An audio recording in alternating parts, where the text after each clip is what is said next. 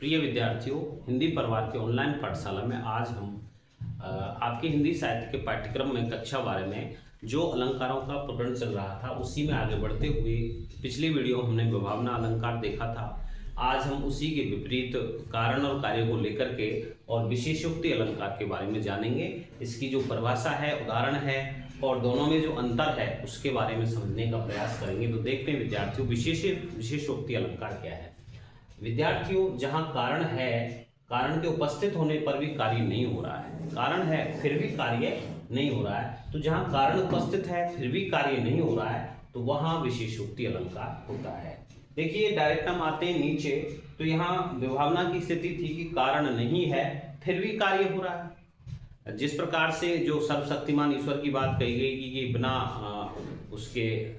बिना वाणी के ही वो बकता है, बिना पैरों के चल सकता है, तो वहाँ कारण नहीं होने पर कार्य हो रहा है। यहाँ विशेषोक्ति में आपको देखने को मिल रहा है कि कारण है फिर भी काम नहीं हो रहा है, तो जहाँ कारण उपस्थित होने पर भी कार्य नहीं होता है तो वहाँ विशेषोक्ति अलंकार है। उदाहरण के रूप में देख सकते हैं, नीर भरे नित्य प्रति रहें, तऊ ने प्यास बुझाए। नीर भरे नित्य प्रति रहें, हमेशा जो नीर है वो भरा हुआ रहता है, लेकिन तऊ फिर भी न प्यास बुझाए, प्यास नहीं बुझती है।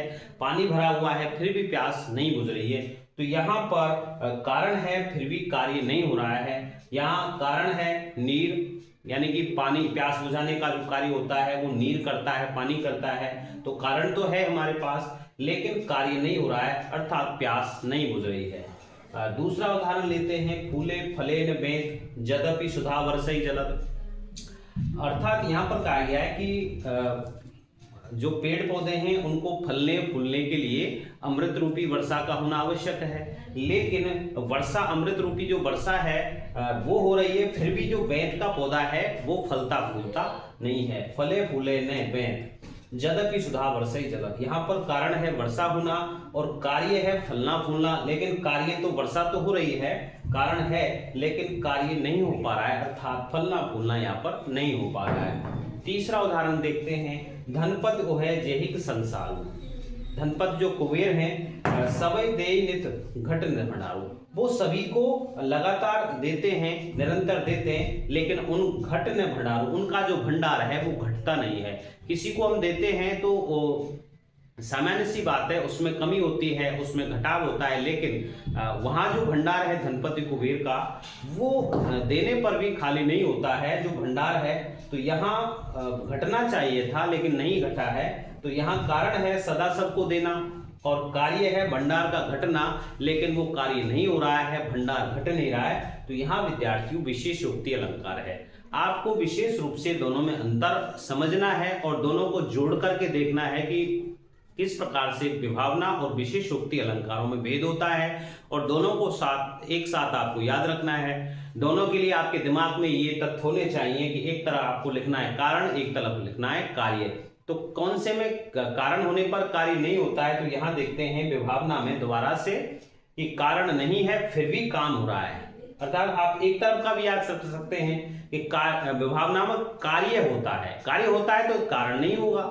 विभावना में कार्य होता है और विशेषोक्ति में कारण होता है, अर्थात विभावना में कारण नहीं है फिर भी कार्य हो रहा है और विशेषोक्ति में कारण के होने पर भी कार्य नहीं हो रहा है। तो ये विद्यार्थियों दोनों में विभेद हैं। विद्यार्थियों, ये आपका जो क्रम चल रहा है आपके बोर्ड की परीक्षा के हिसाब से आपके काव्यशास्त्र को अच्छा बनाने के लिए हमारा निरंतर प्रयास जारी है।